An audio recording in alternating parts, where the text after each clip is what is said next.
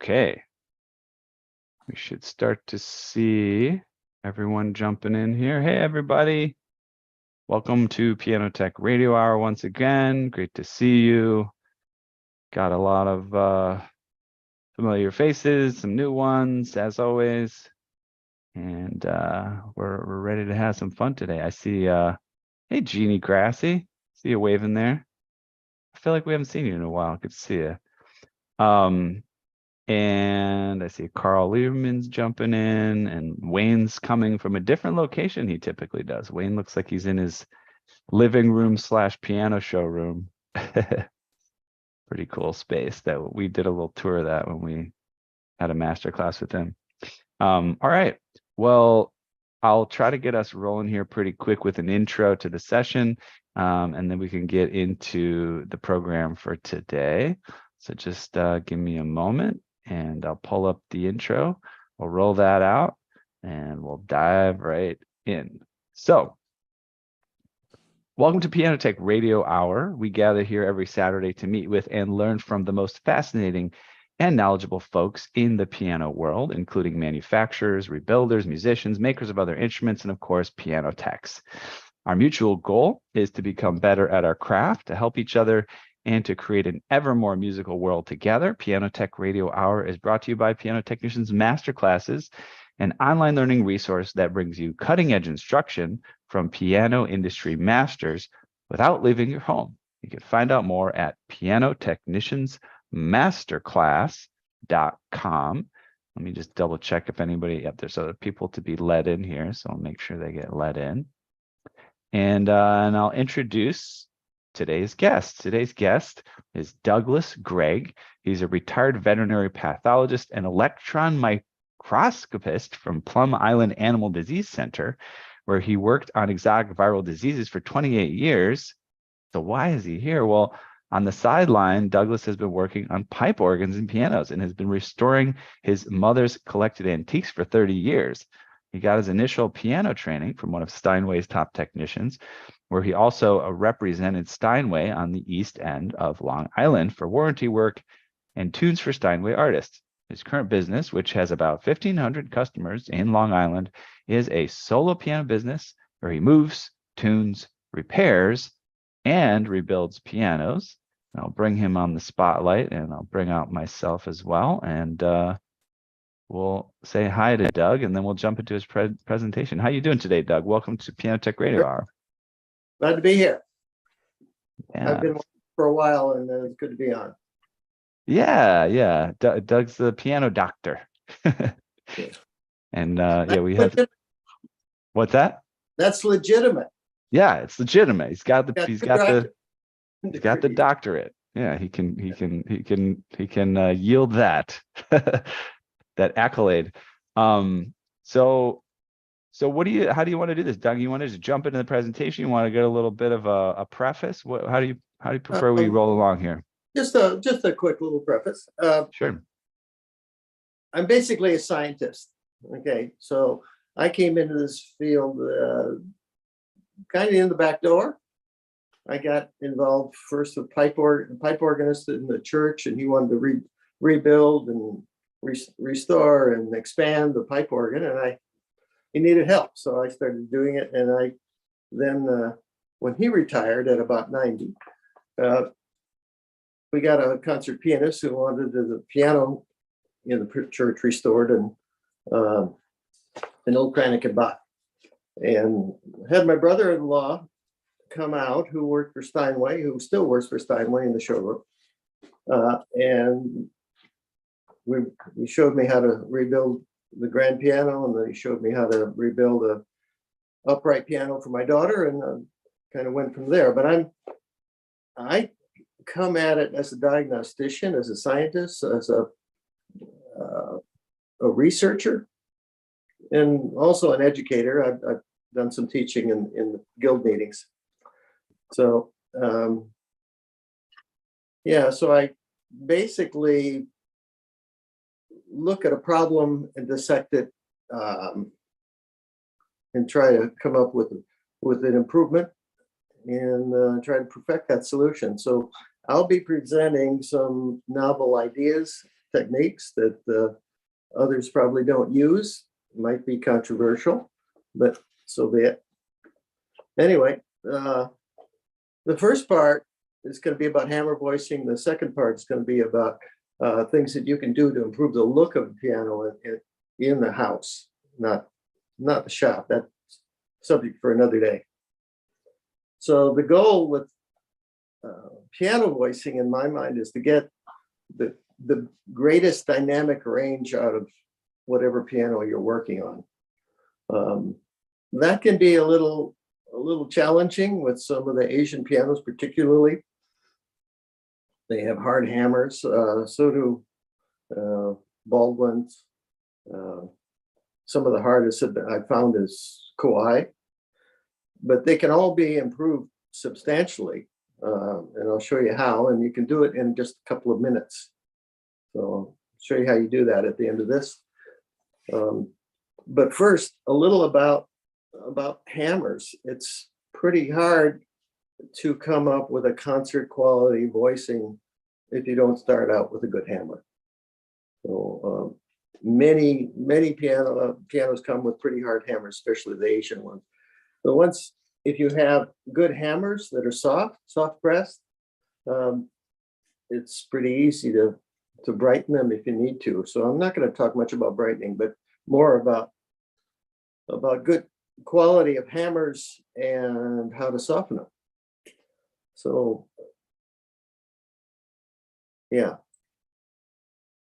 there's really no substitute for a high quality hammer. And an example, just in the last couple of days, I delivered a Mason and Hamlin action that had some really cheap hammers put in it about 5 years ago. The owner was quite unhappy with the sound. It was bright. He knew what he was doing. He wanted it voiced, and I did some voicing on it. But I told him, look, these hammers just aren't good enough quality for this piano. So I put in some Ronson Weichert hammers in it, and he called me back the next day just glowing and thrilled. And I hardly had to do anything to those hammers when I put them in. I literally didn't have to do anything. So a really good hammer makes a lot of difference. If you're putting a new hammer in that takes 100, like some people say, 100 stabs with a needle before they're appropriate, you probably chose the wrong hammer for that piano. Or wrong hammer, period, as in my personal opinion. The hardness of the hammer is a result of not only manufacturing, but the quality of the wool. And I'll show you some examples in a minute, but the springiness is really important for the hammer. The hammer strikes the string, and as it releases from the string, it has to spring back and start a vibration in that string, and that vibration goes down the string. So it's the release of the hammer that really makes the sound, not the attack. It's the release. And if the hammer doesn't compress significantly on forte, especially, it's not going to have much spring. It's just going to be a clang. It's going to be a hard strike, and that's not what you want. You want a big sound on a forte. I like to see a rather metallic forte when you really pound it, and yet still have a soft, sweet pianissimo and everything in between. But you need a pretty resilient hammer to get that. So let's see. So a little bit. What I tell people some people don't understand voicing at all. And some technicians don't want to get involved in voicing, and understand why.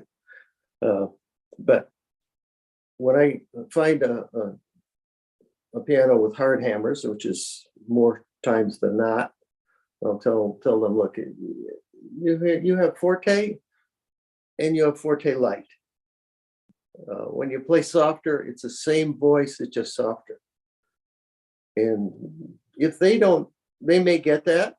If they don't get it, then you have to somehow demonstrate to them what that means, and how you can change it. And I always had a problem with that, because if you start voicing a couple of hammers in the middle of the piano, you're pretty well committed. So I tried not to do that. In one of the previous shows, there was a suggestion which I liked very much, which was to just drape us a well-worn handkerchief over an octave of hammers and play that, and it'll give you an impression of what it'd be like if you soften the hammers, and you'll hear the pianissimo, and then you can take the handkerchief away and you'll hear what it sounds like now. So that usually convinces people that they could have a much better sounding piano. So again, there's so far you can go, because it's the quality of the hammer that makes a difference. And a lot of rebuilders, for some reason, don't get that. And at least half the time when I'm looking at a high quality piano, Steinway, for instance, that's been rebuilt, I'll find cheap hammers in it, cheap supply house hammers, no name. And they're hard, and they're almost impossible to voice well for that piano. So a little about what makes a good hammer, and they might look the same, but there's huge differences. My personal favorite is the Weichert felt, and there's I was at a presentation by Ray Negron from Ronson, and he described how this felt was rediscovered. It was a felt maker in East Germany, the old East Germany, that was still in business since the 30s, and they still had the protocols for how they used to make the hammers in the golden age, which was like a lost art. And he's using it again. He's using that wool's being made there in that same factory today, and he makes hammers from that wool. And he starts out with a 3 to 4 inch fleece, and the only way you can get a 3 to 4 inch fleece from a sheep is to grow that wool for 2 years.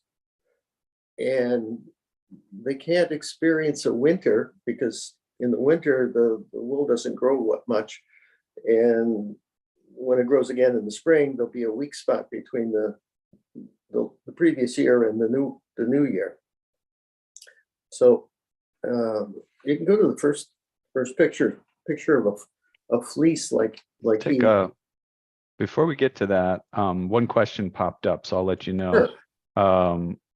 Looks like who asked this? Judy asks, what hammer do you recommend? And you can get into this later if you want, but for an 1800-ish good upright. Like the one behind me. It seems like that's maybe an inspired question, probably, maybe. Yeah, well, I use almost exclusively, I use Ronson hammers. So it's either Wurtzen, which is a little bit brighter than the Weichert felt. Then that depends on taste. Neither one of them need much voicing. They come out quite good. The Wurtzen is the one that Ronson company has been making for, I don't know, 10, 15 years. The Weichert maybe for half that.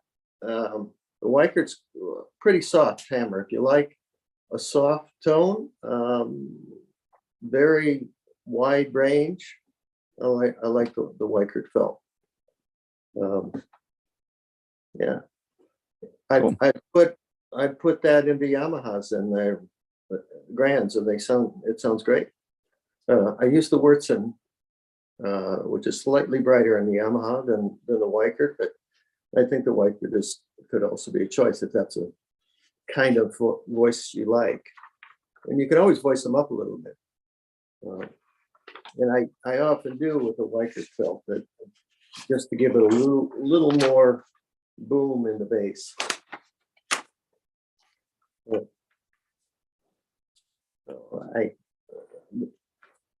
the first picture I have is a picture of 4-inch thick fleece of wool. And Ray said he gets sheep wool this thick by special producers in northern Texas, where they don't experience a winter, and they'll grow the wool for 2 years. And this is merino wool. And the next picture shows the difference between merino wool and a lot of other wool, like Australian wool, that usually ends up in the Asian hammers. Notice the middle one, that's New Zealand merino. It's about a third the diameter of traditional wool. So that gives a much finer, springier wool. This is the kind of wool that you want for a $3,000 suit that's being made for you. If you choose a cheap wool for that suit, it's going to be stiff and itchy. And the same applies to hammer making. You want something that's soft and resilient, not something that's hard and also short fibered. If you don't get 4-inch fibers, then you're working with about 1.5 inch fiber, and it takes a lot more felting to produce a hammer, and that means a harder hammer usually. The next one, the springiness of wool comes from the natural crimp in the wool. This is a picture of some merino wool, and you can see it almost looks like a folded spring. So, and then you take that wool. This is hammer. This is actual electron micrograph of a good hammer wool that's been made from fairly long fibers and nice and parallel. You're looking at them on end, but they're all pretty nicely laid out in parallel. So they retain their springiness. If you don't have that, if you have short, stiff fibers and it has to be felted more and tangled more, basically, you end up with hammers with like this that have fibers going in every which way, and they're going to have to pack them harder, press them harder, possibly even add some glue to the wool to make it all stay together well. There's a big difference between a cheap hammer like might come out of China at this time, might look like this, and a quality hammer which has much longer fibers. If you have long fibers, it's much easier to pack it together and have it stay together, because they're just so much longer. You don't need to tangle them so much. This demonstrates that typical wool, not from, say, a climate like North Texas, but from a temperate area that has been pulled. It's 3 to 4 inches long, but if you pull on either end, it breaks right in the middle, and that's the break point from the winter growth. So that can create a problem if you were to make hammers from that kind of wool. There may be weak spots in the wool. And the hammers may end up with soft spots. In worst case scenario, if that ends up at the strike point, could have a problem with it deteriorating rather quickly. So you want to choose for these really good hammers. They're producing or using wool that's really premium. It's the kind you make a suit out of. This is some wool that's rather typical, low quality, maybe 1 inch long. Sometimes some of the cheap wool on the market comes from sheep that have died or been sent to market. and they shear the wool off after they're dead. They can be muddy, they can be dirty, full of organic material. So that wool needs a lot of processing, a lot of washing and bleaching and combing out, and not anywhere near like that first picture that I showed you, which is nice white fleece from a clean shearing. So this is pretty poor quality wool, and if you make hammers out of that, it's going to be a pretty poor quality sounding hammer because it's so short and it's going to be over processed. So one of the things that helps to keep from having to process the wool quite so much is what keeps the hammer together without a lot of over felting is the scales on the wool. You can see this on the electromicrograph. The scaling is shingling. It makes it stick together pretty well. The other thing that helps make it stick together, which is very important, is lanolin, which I'm not showing in the picture, but when the lanolin helps keep a good quality wool together. What's the purpose of lanolin in the wool? Why would you leave it in? Well, it gives water resistance, and in an Irish sweater, that's an important feature for fishermen. But more importantly, for our purposes, lanolin gives it some lubrication, so the fibers can move, and that gives you some of the springiness, the softness, because they're not all tangled tightly together. If they're like this in the parallel format, they'll slide back and forth. So when a hammer strikes the string, they'll slide and compress and then release. So that's really what you want.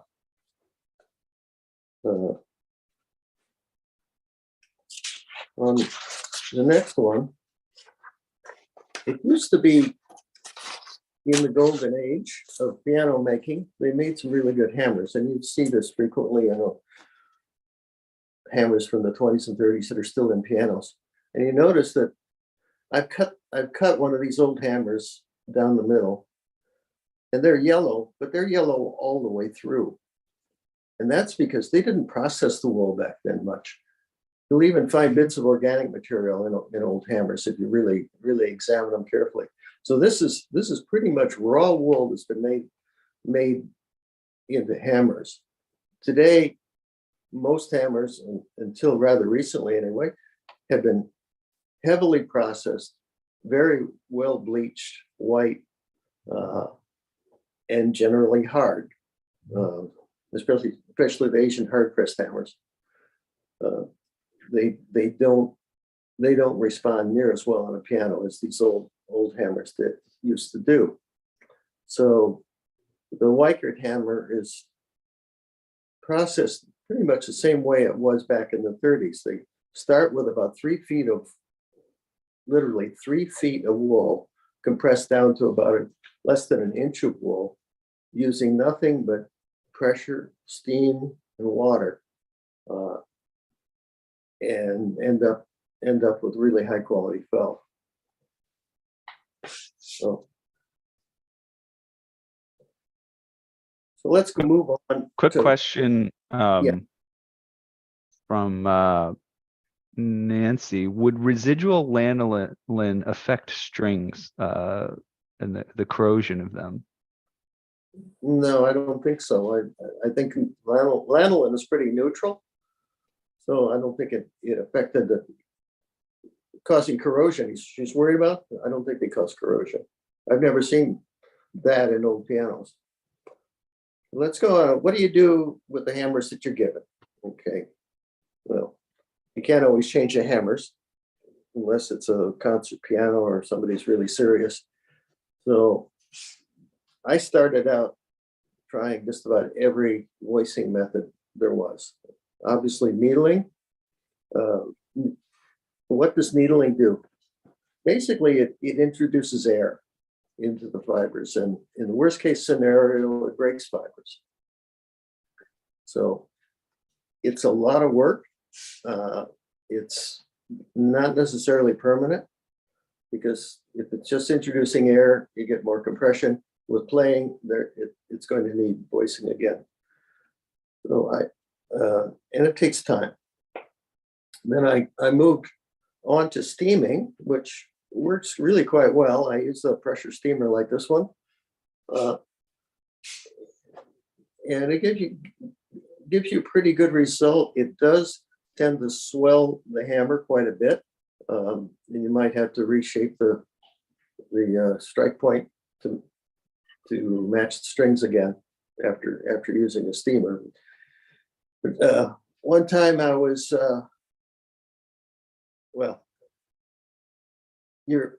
before I say that, you're introducing steam, you're introducing water. Some people just use water. Some people wet hammers with alcohol, water, acetones. I've heard people using vodka. All of those things will soften a hammer, but will evaporate eventually. So could you put the lanolin back in a hammer where the lanolin has been extracted? It's an interesting idea, but one, lanolin is about the consistency of lard. So you'd have to heat it and melt it to put it in, and then if you put in too much, it'll probably get moldy over a long period of time. So it doesn't seem like a good choice. One time when I was working on an old spinet and I didn't have the steamer with me, and I had a particularly obnoxious note. I had a can of Ballistol, which I started using mainly for squeaks and things like that. This is the Ballistol. It's a gun oil that was produced by the Germans in World War I for guns, and it was has been used for all sorts of things in the recent past. Right next to it, there's some balsam fir oil. Some people object to the smell of the Ballistol, and you can use a little bit of that balsam fir oil to a drop or two on each hammer, and it'll make it smell like a Christmas tree. But I tried taking some of this Ballistol and giving it a shot to the hammer. What the heck? I had nothing to lose. I was figuring if you can add alcohol or you can add vodka or whatever, let's see what Ballistol does. It worked very well. In fact, it worked so well, I did the rest of the hammers. And then for several years on pianos in my shop, I experimented with voicing with Ballistol. Didn't use it on clients' pianos right away until I was comfortable with it. But now I use a great deal of it. And I voice more than half of the pianos that I tune. Sometimes I don't even charge for it because it isn't that expensive and it doesn't take much time. More recently, I do charge for it because it's a really high value operation. Makes a big change. So one of the advantages of Ballistol over anything else is that it doesn't evaporate. It doesn't grow molds or bacteria. In fact, it's actually antiseptic. Was used in World War II in wounds, or World War I in wounds in the trenches, because it's got a low pH, or I'm sorry, a high pH, and that's bacteriostatic. So it's still used in veterinary medicine in Germany to control infections like in foot rot in a horse. And it's safe to use on wool, leather, metal, wood, anything in the piano, so it's completely safe. Let's bring up a couple questions and comments here. Sure. Let's see here. Let's go back to Carl. A few minutes ago asked if steaming hammers destroys the lanolin. Do you know if that affects the? No, I don't think it destroys it. In fact, it probably rejuvenates it a little bit by softening the lanolin. But so does Ballistol, and Ballistol is more permanent. So it actually introduces a rather thin oil that has a lot of lubricity. So it soaks in all the way to the core. So I like to use that. And then Judy asked, does the Ballistol bother the strings in any way? It will take some of the corrosion off of the bass strings, and it may transfer a greenish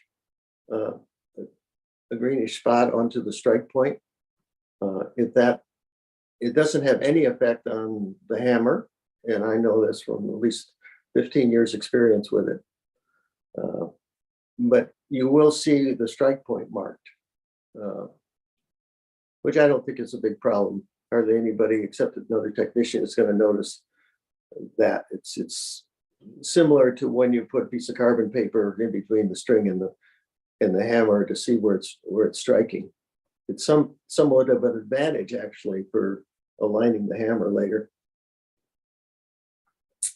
And then Carl comes back and asks, and I think you might answer this later, so we can skip if necessary, but he says, where do you steam and where do you spray the Ballistol? In both cases, I use a strike point. So, Okay. yeah, and because and then, in both cases they soak in, so it doesn't much matter where you apply it. and then Larry asks how you apply it, which I think We'll show is you in a similar. bit. Yeah, we'll show you in a bit. So over the years, I've developed what I call a 5-minute voicing. Actually, it's about a 2-minute voicing, but if you count taking the front off the piano, it's a 5-minute voicing. But you can use this Ballistol to proportionately in each hammer, being a little more in the bass hammers, the bigger hammers, and very little way up in the upper treble. So I call it a 4-3-2-1 voicing. 4 times as much in the bass section, 3 times as much in the tenor section, 2 times up in the treble section, and the high treble gets one part. So I do that in 4 passes,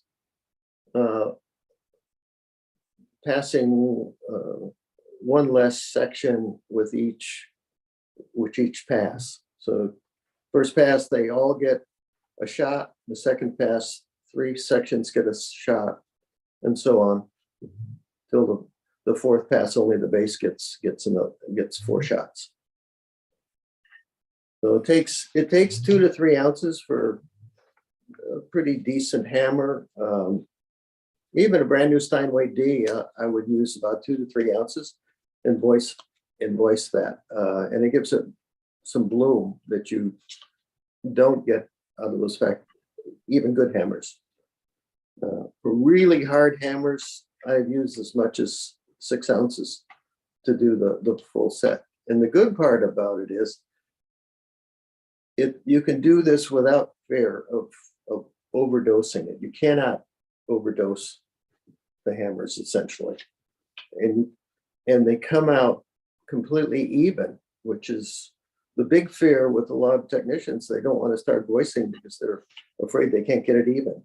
And that happened to me the first time I started voicing. I thought, oh my God, after the first couple needle punctures, I thought, boy, I really messed this up. I'm going to have to figure out how to get it even. So, but Ballistol is completely fearless and foolproof. So you want to show the video at this point? And I apologize. Yeah, we could fast forward to that. Let me see here. Let me just roll along in the presentation. There was a smudge on the lens when I shot this video. I apologize. It's not as sharp as it should be, but you get the idea. How do I get over there real quick? Oh, Not that one. Here it is. All right.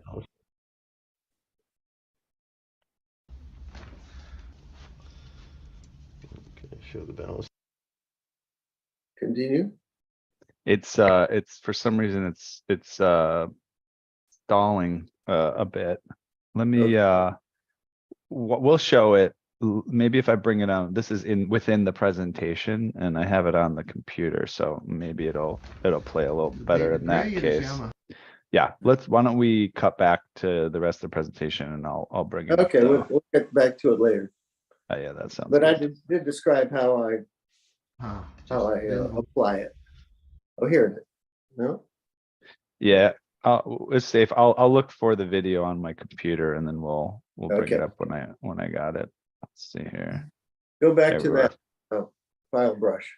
There you This go. is a tool from another trade, which I've actually given presentations of tools from other trades for piano use. Some people like to sugarcoat the tips of hammers, especially in concert pianos when somebody wants a very soft pianissimo. So they'll just lightly needle the surface, the strike point. What I do that's a little quicker is use this file. This is a file cleaning brush, kind of file that you use for filing metal. It gets filled with bits of metal, and you use this kind of brush, a steel wire brush, to brush those filings out of a file. So this is available at Home Depot, made by the Nicholson File Company. And I brush this about a 45-degree angle across the grooves, and it helps redistribute the felt into the grooves, which gives it a softer pianissimo. And it lasts a while. It lasts a few months. So, okay. Sometimes, most of the time when I do the Ballestall voicing, it comes out completely even. Occasionally I have a few hammers that are particularly bright, so I'll give it has been called the angel shot. Those reported, I don't know, 5 years ago or so in the guild. And that's a needling under the strike point, for each string, one deep needling. We lost the picture. And that usually corrects that one loud note, probably because it had been voiced with lacquer at some other time. I've got the video of the Ballestall application here, so Okay. we'll bring that up. Let's see here. That should do it.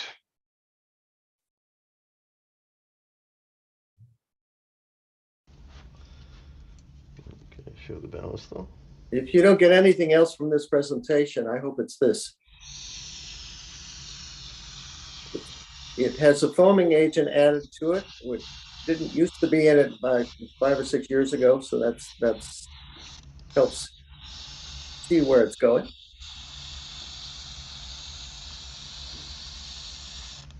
Two sections,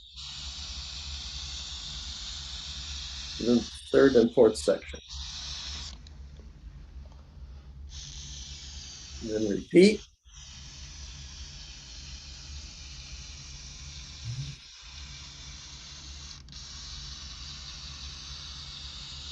Two sections, and then the third section, and you stop.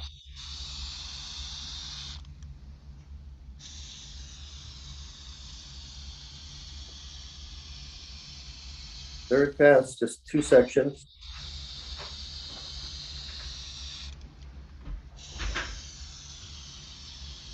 And then the fourth pass over the bass. And that's it. And it should soak down almost to the core, to the wooden core of the hammer. And you want to play that Yamaha now? After the voicing? Yeah, let me see. I think I've got that video pretty close by wish as well. I should have taken it before. This is after. Okay, let me get that going. Let me get a share on that. And this was done with an iPhone, so it's a little brighter than it really is. Okay, here we go.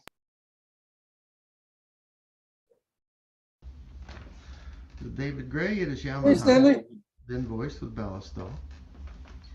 Happy Saturday. 1 second. We got Carl Lieberman off mute here. Talking to Stanley. There you go. Yeah, so All right. All right, let's get back to it.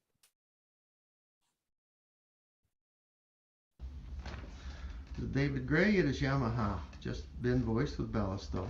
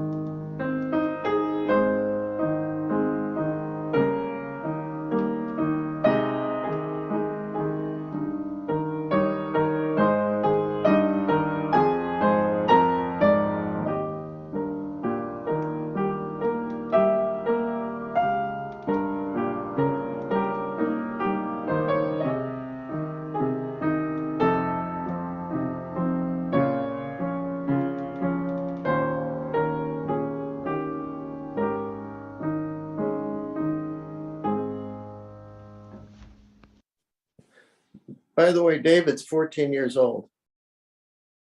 He's pretty good. He's self-trained until rather recently. Anyway, Oh, very nice. that Yamaha was a gift, a cast off from a nursing home. And when I saw it, it was tremendously bright. And I think it sounds pretty decent now, but even better than it does sound in the video. Couple questions. Let's see here. No long-term effects on the felt molding joint. No, I've used it for at least 15 years. And I still have some of those pianos and they're fine. Okay. And then Abby asks, do you have to wait any period of time for it to absorb? You just heard him playing within a minute after I voiced it.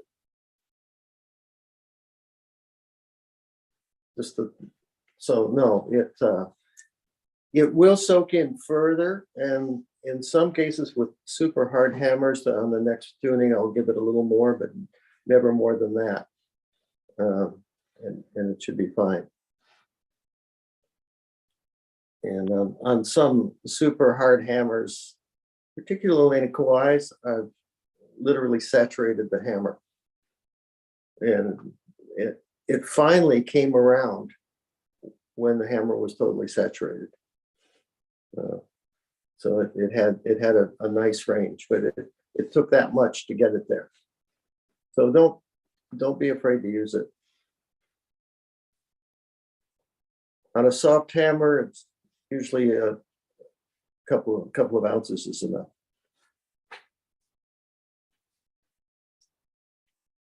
Here's on some high-end pianos. After I do the Ballisto, I have found I experimented with David Anderson's technique that he described. One of the first piano tech radio hours. And that's to needle deeply all the way through the sides of the hammer. And I've done this with Sashiko embroidery needles, which are very long. You can find them in shops that sell embroidery materials. They're made in Japan. Very sharp, very thin. And I put them in. I find it's very hard to penetrate all the way through a hammer, even a soft pressed hammer. So I put them in a Dremel drill. And I've also experimented in the lower part with what's in the chuck with a very fine drill. In either case, it does give a little bit more bloom. With the needle, it takes a little longer because it's not actually drilled through, but and it does get hot. So with every penetration, I have a cup of water to cool the needle. But if you're interested in using David Anderson's technique, I like to call it the AAA method because it's for Anderson, and it's an A-shaped pattern of penetration. It's like the capital letter A. And you do, for 3 strings, you do 3 penetrations in the top, 3